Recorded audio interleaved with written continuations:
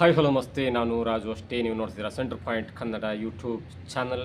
ಕರ್ನಾಟಕ ಪ್ರಾದೇಶಿಕ ಕಾಂಗ್ರೆಸ್ ಪಕ್ಷದ ಅಲ್ಪಸಂಖ್ಯಾತ ಮೋರ್ಚಾದ ಅಧ್ಯಕ್ಷ ಅಬ್ದುಲ್ ಜಬ್ಬರ್ ರಾಜೀನಾಮೆಯಲ್ಲಿ ರಹಸ್ಯ ಸ್ಫೋಟ.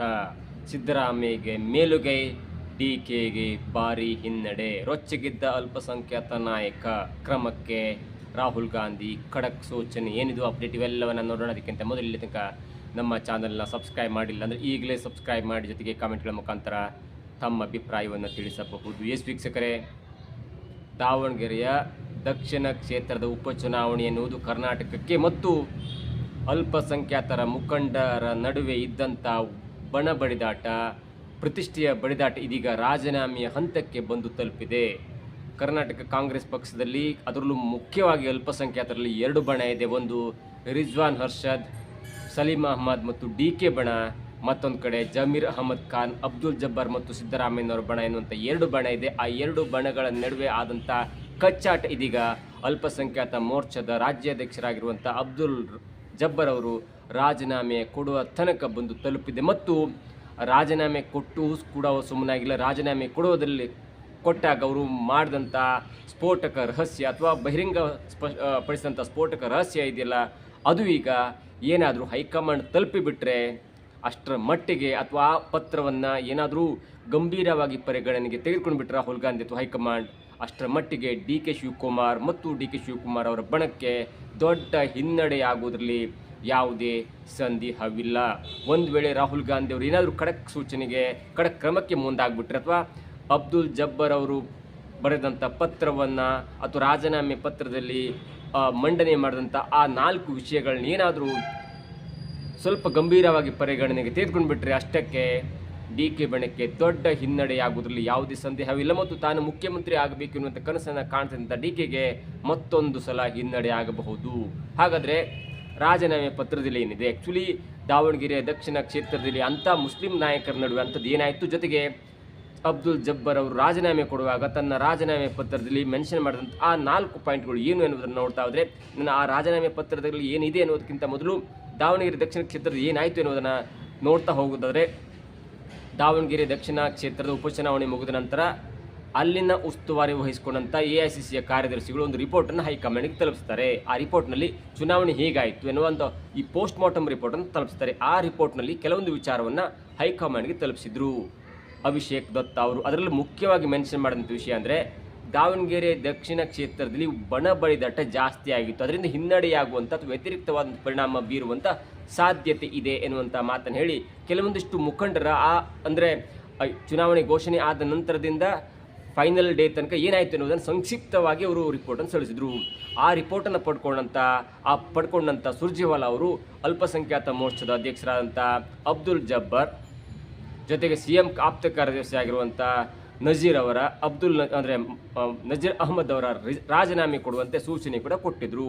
ಇದರಿಂದ ರೊಚ್ಚಿಗೆದ್ದಂಥ ಅಲ್ಪಸಂಖ್ಯಾತ ಮೋರ್ಚಾದ ಅಧ್ಯಕ್ಷರಾಗಿರುವಂಥ ಅಬ್ದುಲ್ ಜಬ್ಬರ್ ಅವರು ರಾಜೀನಾಮೆ ಪತ್ರವನ್ನು ಕೊಡುವುದರ ಜೊತೆಗೆ ಅದರಲ್ಲಿ 4 ಪ್ರಮುಖವಾದಂಥ ವಿಚಾರಗಳನ್ನು ಕೂಡ ಮೆನ್ಷನ್ ಮಾಡಿದ್ದಾರೆ. ಮತ್ತು ಈ ಕಾರಣದಿಂದಾಗಿ ನಾನು ಆ ಹುದ್ದೆಯಲ್ಲಿ ಆಗಲೆನ್ನುವಂಥ ಒಂದು ಸೂಚನೆಯನ್ನು ಕೊಟ್ಟು ಸುದೀರ್ಘವಾದ ಪತ್ರ ಜೊತೆ ತಮ್ಮ ರಾಜೀನಾಮೆಯ ಸಿಗ್ನೇಚರ್ ಕೂಡ ಕಳಿಸಿ ಇದೀಗ KPCC ಅಧ್ಯಕ್ಷರಿಗೆ ಕಳಿಸಿದ್ದಾರೆ. KPCC ಅಧ್ಯಕ್ಷರಿಗೂ ಅದೇ ಬೇಕಿತ್ತು.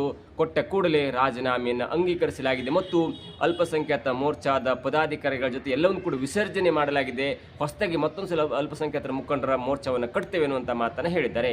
ಇನ್ನು ಆ ರಾಜೀನಾಮೆಯಲ್ಲಿ ಏನೆಲ್ಲ ವಿಷಯ ಇದೆ ಎನ್ನುವುದನ್ನು ನೋಡ್ತಾ ಹೋದರೆ, ಅಬ್ದುಲ್ ಜಬ್ಬರ್ ಅವರು ಹೇಳಿದಂಥ ಒಂದು ಖಡಕ್ ಎಚ್ಚರಿಕೆ ರಹಸ್ಯ ಸ್ಫೋಟ ಅಂದರೆ, ನಮ್ಮ ಅಲ್ಪಸಂಖ್ಯಾತ ನಾಯಕರಾದಂಥ ಮತ್ತು ರಾಜ್ಯದಲ್ಲಿ ಒಳ್ಳೆಯ ಮರ್ಯಾದೆ ಇರುವಂಥ, ಜೊತೆಗೆ ವಸತಿ ಸಚಿವರು ಆಗಿರುವಂಥ ಜಮೀರ್ ಅಹಮದ್ ಅವರಿಗೆ ವಿರುದ್ಧ ಕೆಟ್ಟದಾಗಿ ಬೈದಂಥ ದಾವಣಗೆರೆಯ ನಾಯಕರು ಬಗ್ಗೆ ನಮ್ಮ KPCC ಆಗಲಿ ನಮ್ಮ ಹೈಕಮಾಂಡ್ ಆಗಲಿ ಯಾವ ಶಿಸ್ತಿನ ಕ್ರಮವನ್ನು ಕೈಗೊಂಡಿಲ್ಲ. ಜೊತೆಗೆ ಜಮೀರ್ ಅಹಮದ್ ಅವರು ದಾವಣಗೆರೆ ದಕ್ಷಿಣ ಕ್ಷೇತ್ರದ ಪ್ರಚಾರಕ್ಕೆ ಬರಬಾರ್ದು, ಅವನು ಯಾರು ದಾವಣಗೆರೆ ದಕ್ಷಿಣ ಕ್ಷೇತ್ರದ ಬಗ್ಗೆ ಮಾತನಾಡಲಿಕ್ಕೆ, ಅವನಿಲ್ಲಿ ಬರಲೇಬಾರ್ದು ಎನ್ನುವಂಥ ಮಾತನ್ನು 2 ಬಾರಿ ಹೇಳಿದ್ರು ಕೂಡ ಹೈಕಮಾಂಡ್ ಆಗಲಿ ಅಥವಾ KPCCಯ ಪದಾಧಿಕಾರಿಗಳಾಗಲಿ ಅಧ್ಯಕ್ಷರಾಗಲಿ ಆ ಜಮೀರ್ ಅಹಮದ್ ವ್ಯಕ್ತಿಯ ವಿರುದ್ಧ ಮಾತನಾಡಿದಂಥ ವ್ಯಕ್ತಿಗೆ ಕ್ಷಮೆ ಕೇಳಿಲ್ಲ, ಸಾರಿ ಕೇಳಿಲ್ಲ, ಜೊತೆಗೆ ಅವ್ರ ವಿರುದ್ಧ ಯಾವುದೇ ಶಿಸ್ತು ಕ್ರಮವನ್ನು ಕೈಗೊಳ್ಳಿಲ್ಲ. ಇದು ಕೂಡ ಬೇಸರ ಉಂಟು ಮಾಡಿದೆ ಮತ್ತು ಅಲ್ಪಸಂಖ್ಯಾತರಿಗೆ ಮಾಡಿದಂಥ ಅಗೌರವ ಎನ್ನುವಂಥ ಮಾತನ್ನು ಪಾಯಿಂಟ್ ನಂಬರ್ 1 ಆಗಿ ಮೆನ್ಷನ್ ಮಾಡಿದರೆ ಯಾರು ಹೇಳಿದವರು ಅನ್ನೋದನ್ನು ನೋಡ್ತಾ ಇದ್ರೆ ಅಫ್ಕೋರ್ಸ್ ಎಸ್ ಮಲ್ಲಿಕಾರ್ಜುನ್ ಅವರು. ಎಸ್ ಮಲ್ಲಿಕಾರ್ಜುನ್ ಮತ್ತು ಜಮೀರ್ ಅಹಮದ್ ಅವರ ನಡುವೆ ದಾವಣಗೆರೆ ದಕ್ಷಿಣ ಕ್ಷೇತ್ರದ ಟಿಕೆಟ್ಗಾಗಿ ಪೈಪೋಟಿ ಬಿದ್ದಾಗ ಒಂದು ಕಡೆ ಜಮೀರ್ ಅಹಮದ್ ಅವರು ಹೇಳ್ತಾರಿಲ್ಲ, ಶ್ಯಾಮನೂರು ಶಿವಶಂಕರಪ್ಪನವರು ಕೊನೆಯದಾಗಿ ಸಿಕ್ಕಿದಾಗ ಅಥವಾ ಪ್ರಚಾರದಲ್ಲಿ ಹೇಳಿದ್ರು ಇದು ನನ್ನ ಕೊನೆಯ ಚುನಾವಣೆ, 2023 ಕೊನೆಯ ಚುನಾವಣೆ, 2028ಕ್ಕೆ ನಾನು ಚುನಾವಣೆಯಲ್ಲಿ ಪ್ರಚಾರ ಮಾಡಲ್ಲ, ಚುನಾವಣೆಯಲ್ಲಿ ಭಾಗವಹಿಸಲು ನನಗೆ ವಯಸ್ಸಾಗಿದೆ, ಇನ್ನು ಮುಂದೆ ದಾವಣಗೆರೆ ದಕ್ಷಿಣ ಕ್ಷೇತ್ರ ಅಲ್ಪಸಂಖ್ಯಾತರಿಗೆ ಟಿಕೆಟ್ ಕೊಡಬೇಕು ಎನ್ನುವಂಥ ಮನವಿ ನನ್ನದು ಇರುತ್ತೆ ಅನ್ನುವಂಥ ಮನವಿ ಮಾಡಿದಾಗ ಅದನ್ನು ಉಲ್ಲೇಖ ಮಾಡಿದಂಥ ಜಮೀರ್ ಅಹಮದ್ ಖಾನ್ ಹೇಳ್ತಾರೆ, ಇಲ್ಲ ಈ ಸಲ ನಮಗೆ ಟಿಕೆಟ್ ಬೇಕೇ ಬೇಕು, ಅಲ್ಪಸಂಖ್ಯಾತರು ಜಾಸ್ತಿ ಓಟ್ ಇದೆ ಮತ್ತು 65-70 ಸಾವಿರ ಓಟ್ಗಳು ದಾವಣಗೆರೆ ದಕ್ಷಿಣ ಕ್ಷೇತ್ರದಲ್ಲಿದೆ. ಹೀಗಾಗಿ ಈ ಕ್ಷೇತ್ರದ ಒಂದು ಓಟು ಟಿಕೆಟ್ ಅಲ್ಪಸಂಖ್ಯಾತರಿಗೆ ಕೊಡಬೇಕು, ಯಾಕಂದರೆ ಅಲ್ಪಸಂಖ್ಯಾತರ ಮುಖಂಡರಾದಂಥ ನಾನು ಟಿಕೆಟ್ ಕೇಳುವ ಹಕ್ಕಿದೆ ಅನ್ನುವಂಥ ಮಾತು ಹೇಳಿದ್ರು. ಅದಾದ ನಂತರ ಅದಕ್ಕೆ ಪ್ರತ್ಯುತ್ತರ ಕೊಟ್ಟಂಥ ಎಸ್ ಮಲ್ಲಿಕಾರ್ಜುನ್ ಹೇಳ್ತಾರೆ, ಇಲ್ಲ ದಾವಣಗೆರೆ ದಕ್ಷಿಣ ಕ್ಷೇತ್ರದ ರಾಜಕೀಯ ಅದು ನಾವು ಮಾಡಿದ್ದು, ಅವ್ನು ಯಾರೀ ಜಮೀರ್ ಅಹಮದ್ ಬೆಂಗಳೂರಿನ ಮಂದಿ ಟಿಕೆಟ್ ಕೇಳ್ತಾನೆ ಅನ್ನುವಂಥ ಖಡಕ್ ಎಚ್ಚರಿಕೆಯನ್ನು ಕೊಟ್ಟು ಅವ್ನು ಪ್ರಚಾರಕ್ಕೆ ಬರಬಾರ್ದು ಎನ್ನುವಂಥ ಮಾತನ್ನು ಕೂಡ ಹೇಳಿದ್ರು. ಅದಾದ ನಂತರ ದೊಡ್ಡ ಕೋಲಾಹಲ ಆಗುತ್ತೆ, ಗೊಂದಲ ಆಗುತ್ತೆ, ಅಲ್ಪಸಂಖ್ಯಾತರು ಮತ್ತು ಲಿಂಗಾಯತರ ನಡುವೆ ಸ್ವಲ್ಪ ಕೋಲಾಹಲ. ಇನ್ನೇನು ಜಮೀರ್ ಅಹಮದ್ ಖಾನ್ ಅವರು ಬರ್ದೇ ಚುನಾವಣೆಗೆ ಬರಲಿಲ್ಲ ಅಂದರೆ ಶ್ಯಾಮನೂರು ಶಿವಶಂಕರಪ್ಪನವರು ಸೋಲುವ ಭೀತಿ ಕಾಣುತ್ತೆ ಮತ್ತು ಅಲ್ಪಸಂಖ್ಯಾತ 60-70 ಸಾವಿರ ಮತಗಳು BJPಗೆ ಹೋಗ್ಬೋದು ಅಥವಾ SDPIಗೆ ಹೋಗ್ಬೋದು, ಅಥವಾ ಈ ಅಲ್ಪಸಂಖ್ಯಾತ ಮತಗಳು ಅಂದರೆ ಮುಸ್ಲಿಂ ಮತಗಳು ರೊಚ್ಚಿಗೆದ್ದು ಕಾಂಗ್ರೆಸ್ಸನ್ನು ಸೋಲಿಸಲೇಬೇಕೆನ್ನುವಂಥ ಒಂದು ಪಡಕ್ಕೆ ಬಿದ್ದಿದೆ ಅನ್ನುವಂಥ ವಿಷಯ ತಿಳ್ಕೊಂಡಂಥ ಶ್ಯಾಮನೂರವರು ಗೋಗರ್ದು ಜಮೀರ್ ಅಹಮದ್ ಖಾನ್ ಅವರನ್ನ ಮನೆಗೆ ಕರೆಸಿ ದಾವಣಗೆರೆಗೆ ಕರೆಸಿ ತಿಂಡಿ ಊಟ ಕೊಟ್ಟು ಸ್ವಲ್ಪ ಮಾತಾಡಿದ್ದ ಆಯ್ತೆ ಹೊರತು ಜಮೀರ್ ಅಹಮದ್ ಖಾನ್ ಅವರು ಸಮಾಧಾನ ಆಗಲಿಲ್ಲ. ಬಂದ ಅರ್ಧ ಗಂಟೆಯಲ್ಲಿ ಮತ್ತೆ ವಾಪಸ್ ಬೆಂಗಳೂರಿಗೆ ಹೋಗ್ಬಿಟ್ರು. ಇದು ಪಾಯಿಂಟ್ ನಂಬರ್ 1. ಹೀಗಾಗಿ ಇಂಥ ಒಂದು ಅವಮಾನ ಆದಾಗ ನಾನು ನನ್ನ ಹುದ್ದೆಯಲ್ಲಿ ಮುಂದುವರಿಯುವುದು ಸೂಕ್ತ ಎನಿಸುವುದಿಲ್ಲ ಎನ್ನುವಂಥ ಮಾತನ್ನು ಪಾಯಿಂಟ್ ನಂಬರ್ 1 ಆಗಿ ಹೇಳಿದ್ದಾರೆ. ಇನ್ನು ಅವ್ರು ಹೇಳಿದಂದರೆ, ನಾನು KPCCಯ ಅಲ್ಪಸಂಖ್ಯಾತ ಮೋರ್ಚಾದ ಅಧ್ಯಕ್ಷನಾಗಿದ್ದೇನೆ, ಆದರೂ ಕೂಡ ದಾವಣಗೆರೆಯ ದಕ್ಷಿಣ ಕ್ಷೇತ್ರದ ಟಿಕೆಟ್ ಅಂತ ಬಂದಾಗ ನನ್ನ ಅಭಿಪ್ರಾಯವನ್ನು KPCCಯವರು ಕೇಳಲಿಲ್ಲ. ಜೊತೆಗೆ ನಾನು ದಾವಣಗೆರೆಯ ಕ್ಷೇತ್ರದಿಂದ ಯೂತ್ ಕಾಂಗ್ರೆಸ್ ಅಧ್ಯಕ್ಷದಿಂದ ದಾವಣಗೆರೆ ಜಿಲ್ಲಾ ಅಧ್ಯಕ್ಷನಾಗಿ 45 ವರ್ಷ ಕಾಂಗ್ರೆಸ್ಗಾಗಿ ದುಡಿದಿದ್ದೇನೆ, 3 ಬಾರಿ MLC ಆಗಿದ್ದೇನೆ. ಜೊತೆಗೆ ದಾವಣಗೆರೆ ದಕ್ಷಿಣ ಕ್ಷೇತ್ರದಿಂದ ನಿಕಟವಾಗಿ ಸಂಪರ್ಕ ಹೊಂದಿದ್ದೇನೆ. ಆದರೂ ಕೂಡ ಅಲ್ಪಸಂಖ್ಯಾತ ಮೋರ್ಚಾದ ಅಧ್ಯಕ್ಷನಾದರೂ ಕೂಡ ನನ್ನ ಅಭಿಪ್ರಾಯವನ್ನು ಕೇಳಲಿಲ್ಲ ಅಂದಮೇಲೆ ಆ ಹುದ್ದೆಗೆ ಎಲ್ಲಿ ಮರ್ಯಾದೆ ಬಂತು ಮತ್ತು ನಾನು ಅದರಿಂದ ಬೇಸರಗೊಂಡು ಈ ಒಂದು ಹುದ್ದೆಯಿಂದ ದೂರ ಸರಿಲಿಕ್ಕೆ ಇಷ್ಟಪಟ್ಟಿದ್ದೇನೆ. ಹಾಗಾಗಿ ನಾನು ರಾಜೀನಾಮೆಯನ್ನು ಕೊಡ್ತಾ ಇದ್ದೇನೆ ಎನ್ನುವಂಥ ಮಾತನ್ನು ಹೇಳ್ತಾ ಇದ್ದಾರೆ. ಮೂರನೇದಾಗಿ ಹೇಳೋದಂದರೆ, ಈ ನಡೆಯಿಂದ KPCC ಈ ನಡೆಯಿಂದ ಅಲ್ಪಸಂಖ್ಯಾತರ ವಿರುದ್ಧ ಆದಂಥ ಅವಮಾನ, ಅಲ್ಪಸಂಖ್ಯಾತರ ಕಡೆಗಣನೆ ಎಲ್ಲವೂ ಕೂಡ ದಾವಣಗೆರೆ ದಕ್ಷಿಣ ಕ್ಷೇತ್ರದ ವಿಷಯಕ್ಕೆ ಮಾತ್ರ ಅಲ್ಲ, ದಾವಣಗೆರೆ ದಕ್ಷಿಣ ಕ್ಷೇತ್ರದ ಅಲ್ಪಸಂಖ್ಯಾತ ಮುಖಂಡರನ್ನ ಜಮೀರ್ ಅಹಮದ್ ಅವರಿಗೆ ಆದಂಥ ಅವಮಾನವನ್ನು ಅಥವಾ ನನಗಾದ ಅವಮಾನವನ್ನು ಅಥವಾ ಅಲ್ಪಸಂಖ್ಯಾತರಿಗೆ ಆದ ಅವಮಾನವನ್ನು ಇಡೀ ಅಲ್ಪಸಂಖ್ಯಾತರ ಮೌಲ್ಯಗಳು, ದೊಡ್ಡ ದೊಡ್ಡ ವ್ಯಕ್ತಿಗಳು ಎಲ್ಲರೂ ಕೂಡ ಬೇಸರವನ್ನು ವ್ಯಕ್ತಪಡಿಸಿದ್ದಾರೆ. ಜೊತೆಗೆ ಇದು ರಾಜ್ಯಾದ್ಯಂತ ಅಲ್ಪಸಂಖ್ಯಾತರಿಗೆ ಮಾಡಿದಂಥ ಅವಮಾನ ಆಗಿದೆ ಅನ್ನುವಂಥ ಮಾತನ್ನು ಹೇಳ್ತಾರೆ. ಇಂಥ ಸಮಯದಲ್ಲಿ ನಾನು ಅಲ್ಪಸಂಖ್ಯಾತ ಮುಖಂಡನಾಗಿ ಅಲ್ಪಸಂಖ್ಯಾತ ಮೋರ್ಚಾ ಅಧ್ಯಕ್ಷನಾಗಿ ಮುಂದುವರಿಯುವುದು ನನಗೆ ಇಷ್ಟ ಇಲ್ಲ, ಅದು ಅಗೌರವ ಎನ್ನುವಂಥ ಕಾರಣಕ್ಕಾಗಿ ನಾನು ರಾಜೀನಾಮೆಯನ್ನು ಕೊಡ್ತಾ ಇದ್ದೇನೆ ಅನ್ನುವಂಥ ಪಾಯಿಂಟನ್ನು ಹೇಳ್ತಾರೆ. ನಾಲ್ಕನೇದಾಗಿ, ಈ ಅಲ್ಪಸಂಖ್ಯಾತ ಮುಖಂಡರಲ್ಲಿ ಒಂದು ಸಿಂಡಿಕೇಟ್ ಮತ್ತೊಂದು ಗುಂಪನ್ನು ತುಳಿಯುವಂಥ ಪ್ರಯತ್ನ ಮಾಡ್ತಿದೆ ಮತ್ತು ಅದಕ್ಕೆ ಬೇಕಾದ ಸಿದ್ಧತೆ ಮತ್ತು ಅದಕ್ಕೆ ಬೇಕಾದ ಹುನ್ನಾರ ಕೂಡ ನಡೆದಿದೆ. ಇದರ ಅರ್ಥ ಅಲ್ಪಸಂಖ್ಯಾತ ಒಂದು ವಲಯದಲ್ಲಿ 2 ಬಣ ಹುಟ್ಕೊಂಡಿದೆ. ಒಂದು ಬಣ ಮತ್ತೊಂದು ಬಣವನ್ನು ತುಳಿದು ಮುನ್ನುಗ್ಗುವಂಥ ಪ್ರಯತ್ನವನ್ನು ಬೇರೆಯವರು ಮಾಡ್ತಿದ್ದಾರೆ, ಅಂದರೆ ಅಲ್ಪಸಂಖ್ಯಾತ ಏತರ ವ್ಯಕ್ತಿಗಳು ಮಾಡ್ತಿದ್ದಾರೆ ಮತ್ತು ಅದಕ್ಕೆ ಬೇಕಾದಂಥ ವ್ಯವಸ್ಥೆ ಕೂಡ ಮಾಡ್ಕೊಂಡಿದ್ದಾರೆ ಅನ್ನುವಂಥ ಮಾತನ್ನು ಹೇಳ್ತಿದ್ದಾರೆ. ಇದಕ್ಕೊಂದು ಸಂಕ್ಷಿಪ್ತವಾಗಿ ನಾನು ಹೇಳ್ಬಿಡ್ತೇನೆ. ಏನಂತಂದರೆ, ಅಲ್ಪಸಂಖ್ಯಾತ ಮುಖಂಡರಲ್ಲಿ 2 ಬಣ ಇದೆ. ಅದು ಸಿದ್ದರಾಮಯ್ಯನವ್ರ ಬಣ, ಮತ್ತೊಂದು DK ಶಿವಕುಮಾರ್ ಅವರ ಬಣ.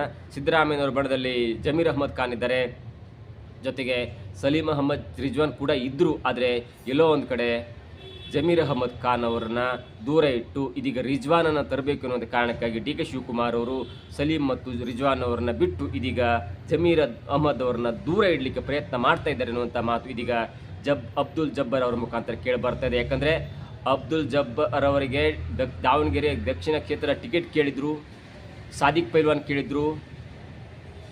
ಆ ಸಮಯದಲ್ಲಿ ಟಿಕೆಟ್ ಕೇಳುವಾಗ ಅಬ್ದುಲ್ ಜಬ್ಬರ್ ಹೇಳಿದ್ದೇನು, ಈ ಸಲ ಲಿಂಗಾಯತರನ್ನು ಬಿಟ್ಟು ಕಾಂಗ್ರೆಸ್ನಲ್ಲಿ ಅಂದರೆ ಹಿಂದುಳಿದ ವರ್ಗದವ್ರು ಕೊಡಿ, ಅಲ್ಪಸಂಖ್ಯಾತರಿಗೆ ಕೊಡಿ, ಕುರುಬರಿಗೆ ಕೊಡಿ, SC ST ಕೊಡಿ, ಯಾಕೆ ಪದೇ ಒಂದೇ ಕಮ್ಯುನಿಟಿಯ ಮುಖಂಡರಿಗೆ ಅಂದರೆ ಲಿಂಗಾಯತರಿಗೆ ಯಾಕೆ ನೀವು ಕೊಡ್ತಾ ಇದ್ದೀರಿ, ಅವರನ್ನು ಬಿಟ್ಟು ಯಾರಿಗೆ ಬೇಕಾದರೂ ಕೊಡಿ ಅನ್ನುವಂಥ ಮಾತನ್ನು ಹೇಳಿದ್ರು. ಅಂದರೆ ಅಲ್ಪಸಂಖ್ಯಾತರಾದಂಥ ನನಗೆ ಕೊಡಬೇಕಂತಲ್ಲ, ನೀವು SC ST ಅವ್ರಿಗೆ ಕೊಡಿ, ನೀವು ಚಿಕ್ಕ ಪುಟ್ಟ ಕಮ್ಯುನಿಟಿಯವ್ರಿಗೆ ಕೊಡಿ, ನೀವು ಕುರುಬರಿಗೆ ಕೊಡಿ, ನೀವು ಬ್ರಾಹ್ಮಿನ್ಸಿಗೆ ಕೊಡಿ, ಯಾರಿಗೆ ಕೊಟ್ಟರು ಪರವಾಗಿಲ್ಲ. ಆದರೆ ವಂಶ ಪಾರಂಪರ್ಯವಾಗಿ ಒಂದೇ ಕುಟುಂಬಕ್ಕೆ ಯಾಕೆ ಕೊಡ್ತೀರಿ ಅನ್ನುವಂಥ ಮಾತನ್ನು ಹೇಳಿದ್ರೆ ಹೊರತು ಅಲ್ಪಸಂಖ್ಯಾತರನ್ನು ನನಗೆ ಕೊಡಿ ಅನ್ನುವಂಥ ಮಾತನ್ನು ಹೇಳಿರಲಿಲ್ಲ.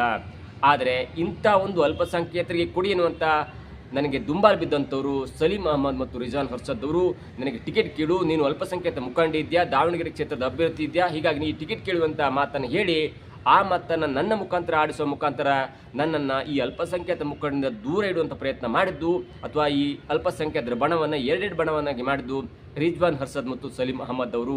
ಅದಾದ ನಂತರ ನನ್ನ ವಿರುದ್ಧವೇ ತಿರುಗಿಬಿದ್ದು ನಾನು ಪ್ರಚಾರಕ್ಕೆ ಬಂದಿಲ್ಲ ಎನ್ನುವಂಥ ಮಾತನ್ನು ಹೇಳಿದ್ರೆ ಹೊರತು ನಾನು ಅಂಥದ್ದು ಯಾವುದೇ ವಿಚಾರಕ್ಕೆ ಹೋಗಿಲ್ಲ. ಅವರು ಆಡಿದ ಮಾತಿನಿಂದ ಸಿಟ್ಟಿಗೆದ್ದು ನಾನು ಕಾಂಗ್ರೆಸ್ ಕಚೇರಿಯಲ್ಲಿ ಪ್ರೆಸ್ ಮೀಟ್ ಮಾಡಿದೆ. ನನ್ನನ್ನು ಯಾರು ಕರೆಯಲಿಲ್ಲ ಎನ್ನುವಂಥ ಹೇಳಿಕೆ ಕೊಟ್ಟನೇ ಹೊರತು ನಾನು ಅಲ್ಪಸಂಖ್ಯಾತರಿಗೆ ಟಿಕೆಟ್ ಕೊಡಬೇಕೆನ್ನುವಂಥ ಮಾತನ್ನು ಹೇಳಿರಲಿಲ್ಲ. ನಾನು ಯಾರಿಗೆ ಕೊಟ್ಟರೂ ಪರವಾಗಿಲ್ಲ, ಆದರೆ ಶ್ಯಾಮ್ನೂರು ಕುಟುಂಬಕ್ಕೆ ಕೊಡಬಾರ್ದು ಎನ್ನುವಂಥ ಮಾತನ್ನು ಹೇಳಿದ್ದೆ ಎನ್ನುವಂಥ ಮಾತನ್ನು ಹೇಳಿದರೆ ಇದರ ಅರ್ಥ ಅಷ್ಟೇ. ನಾನು ಸೋಷಿಯಲ್ ಮೀಡಿಯಾದಲ್ಲಿ ನೋಡ್ತಾ ಇದ್ದೆ, ನಜೀರ್ ಶೇಟ್ ಅವರನ್ನು ತುಳಿಲಿಕ್ಕೆ ಜಾಫರ್ ಶರೀಫ್ ಅವರನ್ನ ಮುಂದ್ಬಿಟ್ರು, ಜಾಫರ್ ಶರೀಫ್ ಅವರನ್ನ ತುಳಿಲಿಕ್ಕೆ ರೋಷನ್ ಬೇಗ್ ಅವರನ್ನ ಮುಂದ್ಬಿಟ್ರು, ರೋಷನ್ ಬೇಗ್ ಅವರನ್ನು ತುಳಿಲಿಕ್ಕೆ ಜಮೀರ್ ಅಹಮದ್ ಅವರನ್ನ ಮುಂದ್ಬಿಟ್ರು, ಜಮೀರ್ ಅಹಮದ್ ಅವರನ್ನ ತುಳಿಲಿಕ್ಕೆ ಇದೀಗ ರಿಜ್ವಾನ್ ಅರ್ಷದ್ ಅವರನ್ನ ಮುಂದೆ ಬಿಡ್ತಾ ಇದ್ದಾರೆ. ಅಂದರೆ ಕಾಂಗ್ರೆಸ್ ಪಕ್ಷ ಅಲ್ಪಸಂಖ್ಯಾತರು ಒಬ್ಬರು ಮುಖ್ಯವಾದ ವಾಹಿನಿಗೆ ದೊಡ್ಡ ಪೋಸ್ಟನ್ನು ಅಂದರೆ ಅಲಂಕಾರ ಮಾಡಬಾರದು ಎನ್ನುವ ದೃಷ್ಟಿಯಲ್ಲಿ ಅಲ್ಪಸಂಖ್ಯಾತರಿಗೆ ಆಸೆ ಕೊಟ್ಟು ಕೆಲವೊಂದು ಹಂತದಲ್ಲಿ ಮಿನಿಸ್ಟರ್ ಪೋಸ್ಟ್ ಕೊಟ್ಟು ಮುಖ್ಯಮಂತ್ರಿ ಆಗೋದನ್ನು ತಡಿಲಿಕ್ಕೆ ಏನು ಬೇಕು ಎಲ್ಲವನ್ನು ಕೂಡ ಮಾಡ್ತಾ ಇದ್ದಾರೆ ಎನ್ನುವಂಥ ವಿಷಯವನ್ನು ಪರೋಕ್ಷವಾಗಿ ಇದೀಗ ಅಬ್ದುಲ್ ಜಬ್ಬರ್ ಅವರು ತಮ್ಮ ರಾಜಕೀಯ ಅಂದರೆ ಅಲ್ಪಸಂಖ್ಯಾತ ಮುಖಂಡರ ಸ್ಥಾನಕ್ಕೆ ರಾಜೀನಾಮೆ ಕೊಡುವ ಸಂದರ್ಭದಲ್ಲಿ ಸುದೀರ್ಘವಾದಂಥ ಒಂದು ಪತ್ರವನ್ನು ಬರೆದು ರಾಜೀನಾಮೆಯನ್ನು ಕೊಟ್ಟಿದ್ದಾರೆ. ಈ ರಾಜೀನಾಮೆ ಪತ್ರವನ್ನು ಅಷ್ಟೇ ವೇಗವಾಗಿ ಅಂದರೆ ಸುಲಭವಾಗಿ KPCC ಅಧ್ಯಕ್ಷರಾದಂಥ DK ಶಿವಕುಮಾರ್ ಅಂಗೀಕಾರ ಮಾಡಿದ್ದಾರೆ ಮತ್ತು ಅಲ್ಪಸಂಖ್ಯಾತ ಮುಖಂಡರಾಗಿರುವಂಥ ಅಥವಾ ಮೋರ್ಚಾ ಅಧ್ಯಕ್ಷರಾಗಿರುವಂಥ ಅಬ್ದುಲ್ ಜಬ್ಬರ್ ಅವರ ನೇತೃತ್ವದಲ್ಲಿ ರಚಿಸಿದಂಥ ಈ ಮಂಡಳಿಯನ್ನು ವಿಸರ್ಜಿಸಲಾಗುವುದು ಮತ್ತು ಆ ಪದಾಧಿಕಾರಿಗಳನ್ನು ಕೂಡ ಹಿಂಪಡೆಯಲಾಗುವುದು ಎನ್ನುವಂಥ ಮಾತನ್ನು ಹೇಳಿ ಅದಕ್ಕೆ ಅಂದರೆ ಅಲ್ಪಸಂಖ್ಯಾತ ಮೋರ್ಚಾವನ್ನು ವಿಸರ್ಜನೆ ಮಾಡಿದ್ದಾರೆ. ಆದರೆ ಈ ಒಂದು ಪತ್ರ ಏನಾದರೂ ಹೈಕಮಾಂಡ್ ತಲುಪಿದರೆ ಆಗ ಕಾಂಗ್ರೆಸ್ ಪಕ್ಷ ಅಂದ್ಕೊಳ್ಳಿ ಅಲ್ಪಸಂಖ್ಯಾತರು ಕಾಂಗ್ರೆಸ್ ಪಕ್ಷದ ಪರವಾಗಿದ್ದಾರೆ, ಅಲ್ಪಸಂಖ್ಯಾತರು ಕಾಂಗ್ರೆಸ್ ಪಕ್ಷಕ್ಕೆ ಬೇಕಿಯಾಗಿದ್ದಾರೆ ಮತ್ತು ಕಾಂಗ್ರೆಸ್ ಪಕ್ಷ ಮತ್ತು ಅಲ್ಪಸಂಖ್ಯಾತರ ಒಂದು ನಡುವೆ ಒಂದು ನಂಟಿದೆ. ಕಾಂಗ್ರೆಸ್ ಪಕ್ಷ ಅಂದರೆ ಮುಸ್ಲಿಮರಿಗೆ ಕೆಲವೊಂದು ಸೌಲಭ್ಯವನ್ನು ಕೊಟ್ಟಿದೆ ಮತ್ತು ಬಿಜೆಪಿಯನ್ನು ಕಂಪೇರ್ ಮಾಡಿದರೆ ಕಾಂಗ್ರೆಸ್ ಪಕ್ಷ ಮತ್ತು ಮುಸ್ಲಿಂ ಸಂಘಟನೆಗಳ ನಡುವೆ ಅಥವಾ ಮುಸ್ಲಿಂ ಸಮುದಾಯಕ್ಕೆ ಒಂದು ಒಳ್ಳೆಯ ನಂಟಿದೆ. ಇಂಥ ಒಂದು ಒಳ್ಳೆಯ ನಂಟನ್ನು ಮತ್ತು ಕಾಂಗ್ರೆಸ್ ಪಕ್ಷ ಗೆಲುವಿಗೆ ಮುಖ್ಯವಾದಂಥ ಕಾರಣವಾಗಿರುವಂಥ ಮುಸ್ಲಿಂ ಸಂಘಟನೆಯನ್ನು, ಮುಸ್ಲಿಂ ಒಂದು ಮೋರ್ಚಾಗಳನ್ನು, ಮುಸ್ಲಿಂ ಒಂದು ಅಲ್ಪಸಂಖ್ಯಾತ ಒಂದು ಜನರನ್ನು ಏನಾದರೂ ಬೇಸರಾಗಿ ಬೇರೆ ಕಡೆ ಹೋಗ್ಬಿಟ್ಟಿರೋದು ಕಾಂಗ್ರೆಸ್ಗೆ ಅತ್ಯಂತ ದೊಡ್ಡ ನಷ್ಟ ಆಗುತ್ತೆ. ಈಗಾಗಲೇ ದೇಶದಾದ್ಯಂತ ಕಾಂಗ್ರೆಸ್ ನೆಲ ಕಚ್ಚುವಂಥ ಹಂತದಲ್ಲಿದೆ. ಕಾಂಗ್ರೆಸ್ ಅಂದರೆ ಕರ್ನಾಟಕ ಮತ್ತು ತೆಲಂಗಾಣ ಬಿಟ್ಟು ಬೇರೆ ಕಡೆ ಎಲ್ಲವೂ ಕೂಡ ಕಾಂಗ್ರೆಸ್ ಹಳ್ಳೆ ಹಿಡಿದಿದೆ. ಇಂಥ ಸಂದರ್ಭದಲ್ಲಿ ಒಬ್ಬ ಅಲ್ಪಸಂಖ್ಯಾತ ಮುಖಂಡನನ್ನು ಹೀಗೆ ಅವಮಾನಿಸುವುದು ಅಥವಾ ಅಲ್ಪಸಂಖ್ಯಾತ ಮುಖಂಡರನ್ನು, ಅಲ್ಪಸಂಖ್ಯಾತ ಜನಗಳನ್ನು ಹೀಗೆ ಅವಮಾನ ಮಾಡಿದ್ರೆ ಅದು ಮುಂದೊಮ್ಮೆ ಒಂದು ಪಕ್ಷಕ್ಕೆ ತೊಂದರೆ ಆಗುತ್ತೆ ಅನ್ನುವಂಥ ದೃಷ್ಟಿಯಲ್ಲಿ ಒಂದು ವೇಳೆ ಈ ಪತ್ರ ನೇರವಾಗಿ ರಾಹುಲ್ ಗಾಂಧಿ ಅವರಿಗೆ ಏನಾದರೂ ಕೈ ತಲುಪಿ ಸುದೀರ್ಘವಾಗಿ ಓದ್ಬಿಟ್ರೆ ಅಥವಾ ಇದಕ್ಕೆ ಪೂರಕವಾಗಿ ಕೆಲವೊಂದಿಷ್ಟು ರಿಪೋರ್ಟ್ಗಳನ್ನು ತರಿಸ್ಕೊಂಡ್ರೆ ಅಷ್ಟರ ಮಟ್ಟಿಗೆ DK ಶಿವಕುಮಾರ್ ಅವರು ಹಿನ್ನಡೆಯಾಗುತ್ತೆ. ಯಾಕಂದರೆ ಇದರ ಮುಖ್ಯವಾದ ಕಾರಣ DK ಶಿವಕುಮಾರ್ ಅನ್ನೋದು ಕೂಡ ಈ ಪತ್ರದಲ್ಲಿ ಉಲ್ಲೇಖವಾಗುತ್ತೆ ಮತ್ತು ಇದಕ್ಕೆ ಮುಖ್ಯವಾದ ಕಾರಣ ಕೂಡ DK ಶಿವಕುಮಾರ್ ಎಂದು ಉಲ್ಲೇಖವಾಗುತ್ತೆ. ಬಾಗಲಕೋಟೆಯಲ್ಲಿ ಸಿದ್ದರಾಮಯ್ಯ ನೇತೃತ್ವದಲ್ಲಿ ಉಮೇಶ್ ಮೇಟಿ ಚುನಾವಣೆ ಎದುರಿಸಿದ್ದಾರೆ. ಇಲ್ಲಿ ದಾವಣಗೆರೆಯಲ್ಲಿ ಸಮರ್ಥ್ ಮಲ್ಲಿಕಾರ್ಜುನ್ ಗೆಲ್ಲಿಸಲೇಬೇಕೆನ್ನುವ ಹಠದಲ್ಲಿ DK ಶಿವಕುಮಾರ್ ಹೋರಾಟವನ್ನು ಮಾಡ್ತಿದ್ದಾರೆ. ಒಂದು ವೇಳೆ ಸಮರ್ಥ್ ಮಲ್ಲಿಕಾರ್ಜುನ್ ಏನಾದರೂ ಸೋತ್ರೆ ಅಷ್ಟರ ಮಟ್ಟಿಗೆ DKಗೆ ಅತ್ಯಂತ ದೊಡ್ಡ ಹಿನ್ನಡೆಯಾಗುತ್ತೆ ಮತ್ತು ಆ ಸೋಲಿನ ನಂತರ ಮತ್ತೊಂದು ರಿಪೋರ್ಟ್ ಆಗುತ್ತೆ, ಏನಾಯಿತು ಅಲ್ಪಸಂಖ್ಯಾತ ಮುಖಂಡರನ್ನು ನೀವು ಯಾಕೆ ಪರಿಗಣನೆ ಮಾಡಿಕೊಂಡಿಲ್ಲ, ಅಲ್ಪಸಂಖ್ಯಾತ ಟಿಕೆಟ್ ಕೊಡುವಾಗ ಯಾಕೆ ಅಲ್ಪಸಂಖ್ಯಾತರನ್ನ ನೀವು ಪರಿಗಣನೆಗೆ ತೆಗೆದುಕೊಂಡಿಲ್ಲ, ಎಲ್ಲವೂ ಕೂಡ ಚರ್ಚೆಗೆ ಬರುತ್ತೆ. ಒಂದು ವೇಳೆ ಅಲ್ಪಸಂಖ್ಯಾತರ ವಿರುದ್ಧ ರೊಚ್ಚಿಗೆದ್ದಿರುವಂಥ ಈ ಸಮರ್ಥ್ ಶ್ಯಾಮ್ನೂರ್ ಮತ್ತು ಮಲ್ಲಣ್ಣ ಏನಾದರೂ ಸೋತ್ಬಿಟ್ರೆ, ಸ್ಪೆಷಲಿ ಸಮರ್ಥ್ ಮಲ್ಲಿಕಾರ್ಜುನ್ ಸೋತ್ಬಿಟ್ರೆ ಅಷ್ಟರ ಮಟ್ಟಿಗೆ DK ಶಿವಕುಮಾರ್ ಅವರಿಗೆ ದೊಡ್ಡ ಹಿನ್ನಡೆಯಾಗುವುದರಲ್ಲಿ ಯಾವುದೇ ಒಂದು ಸಂಶಯವಿಲ್ಲ. ಈ ಎಲ್ಲವೂ ಕೂಡ ಸಿದ್ದರಾಮಯ್ಯನಿಗೆ ಗೊತ್ತಿದೆ. ಒಂದೊಮ್ಮೆ ದೆಹಲಿಗೆ ಭೇಟಿಯಾಗಿ ರಾಹುಲ್ ಗಾಂಧಿ ಅವರು ಮೀಟ್ ಆಗಲಿ ಸಿಕ್ಕರೆ ಇಡೀ ದಾವಣಗೆರೆ ಜಾತಕವನ್ನು ಅವರು ರಾಹುಲ್ ಗಾಂಧಿಯವರ ಮುಂದೆ ಎಳೆಯಾಗಿ ಬಿಚ್ಚಿಡ್ತಾರೆ. ಹಾಗಾಗಿ ಅದೇ ಪೂರಕವಾಗಿ ಸಮರ್ಥ್ ಮಲ್ಲಿಕಾರ್ಜುನ್ ಅವರ ಅಪ್ಪ SS ಮಲ್ಲಿಕಾರ್ಜುನ್ ಕೂಡ ನಿನ್ನೆ ಆಡಿದಂಥ ಒಂದು ಮಾತು, ಕಳೆದ 20 ದಿನದಲ್ಲಿ SS ಮಲ್ಲಿಕಾರ್ಜುನ್ ಯಾವ ಥರ ಸಣ್ಣ ಧ್ವನಿಯಲ್ಲಿ ನಗುನಗುತ್ತಿ ಎಲ್ಲರನ್ನೂ ಅಣ್ಣ ತಮ್ಮ ಅಂತಿದ್ರಲ್ಲ, ನಿನ್ನೆ ಅವರ ವರಸೆಯ ಬದಲಾಗಿದೆ. ನಮ್ಮ ಕಾಂಗ್ರೆಸ್ ಪಕ್ಷದಲ್ಲಿ ಚಾ ಕುಡ್ದಂಥವರು ದ್ರೋಹ ಬಗೆಯಬಾರ್ದು, ಮಾಡಿದ್ದಣ್ಣು ಮಾರ ಎನ್ನುವಂಥ ಖಡಕ್ ಎಚ್ಚರಿಕೆಯನ್ನು ಕೊಟ್ಟಿದ್ದಾರೆ. ನೀವು 20 ದಿನದ ಮಲ್ಲಿಕಾರ್ಜುನ್ ಹೇಗಿದ್ರು ಹಾಗಿಲ್ಲ, ಅವರ ಉದ್ದೇಶ ಒಂದೇ, ಸಮರ್ಥ ಅವರು ಗೆಲ್ಲಬೇಕು, ಅದಾದ ನಂತರ ಎಲ್ಲರನ್ನು ಮಟ್ಟ ಹಾಕ್ತೇನೆ ಅನ್ನುವಂಥ ಒಂದು ಪ್ರೀ ಪ್ಲ್ಯಾನ್ನಲ್ಲಿ ಮಲ್ಲಿಕಾರ್ಜುನರು ಇದ್ದಂಗಿದೆ. ಹಾಗಾಗಿ 20 ದಿನ ಅವರು ಮಲ್ಲಿಕಾರ್ಜುನ ಆಗಿರಲಿಲ್ಲ, ಅವರು ಬೇರೆ ವ್ಯಕ್ತಿಯಾಗಿದ್ದರು, ಚಿಕ್ಕ ವ್ಯಕ್ತಿಯಂತೆ ಸಣ್ಣ ವ್ಯಕ್ತಿಯಂತೆ ನಟಿಸುವಂಥ ಒಂದು ಕಾರ್ಯಕ್ರಮದಲ್ಲಿ ಭಾಗಿಯಾಗಿದ್ದರು. ಆದರೆ ಒಂದು ವೇಳೆ ಸಮರ್ಥ ಗೆದ್ದುಬಿಟ್ರೆ ಅಷ್ಟರ ಮಟ್ಟಿಗೆ ದಾವಣಗೆರೆಯಲ್ಲಿ ಇನ್ನು ಮುಂದೆ ಅಲ್ಪಸಂಖ್ಯಾತರಿಗೆ ಉಳಿಗಾಲ ಇಲ್ಲ ಅಥವಾ ಅವರಿಗೆ ಒಂದು ಖಡಕ್ ಎಚ್ಚರಿಕೆ ಕೊಡುವಂಥ ಸಾಧ್ಯತೆ ಇದೆ. ಒಂದು ವೇಳೆ ಸಮರ್ಥರು ಸೋತ್ಬಿಟ್ರೆ ಅಷ್ಟರ ಮಟ್ಟಿಗೆ ಮುಂದಿನ ದಿನಗಳಲ್ಲಿ ಶಾಮನೂರು ಕುಟುಂಬ ದಾವಣಗೆರೆಯಿಂದ ಸ್ವಲ್ಪ ಮಟ್ಟಿಗೆ ಹಿನ್ನಡೆಯಾಗ್ಬೋದು. ಅದರ ಜೊತೆಗೆ ಡಿ ಕೆ ಶಿವಕುಮಾರ್ ಅವರಿಗೆ ಮತ್ತೊಮ್ಮೆ ಹಿನ್ನಡೆಯಾಗುವುದರಲ್ಲಿ ಯಾವುದೇ ಒಂದು ಆತಂಕ ಬೇಡ. ಒಂದು ವೇಳೆ ಸಮರ್ಥ ಮಲ್ಲಿಕಾರ್ಜುನ್ ಸೋತ್ಬಿಟ್ರೆ ಅಷ್ಟರ ಮಟ್ಟಿಗೆ ರಾಹುಲ್ ಗಾಂಧಿ ಕೂಡ ಕಟ್ಟುನಿಟ್ಟಿನ ಕ್ರಮಕ್ಕೆ ಆದೇಶ ಮಾಡುವಂಥ ಸಾಧ್ಯತೆ ಇದೆ. ಅದು ಕೂಡ ಡಿ ಕೆ ಶಿವಕುಮಾರ್ ಅವರ ಮೇಲೆ. ಯಾಕಂದರೆ ಅಬ್ದುಲ್ ಜಬ್ಬಾರ್ ಅವರು 40-45 ವರ್ಷಗಳಿಂದ ಕಾಂಗ್ರೆಸ್ ಪಕ್ಷದಲ್ಲಿ ಸಕ್ರಿಯರಾಗಿದ್ದಾರೆ.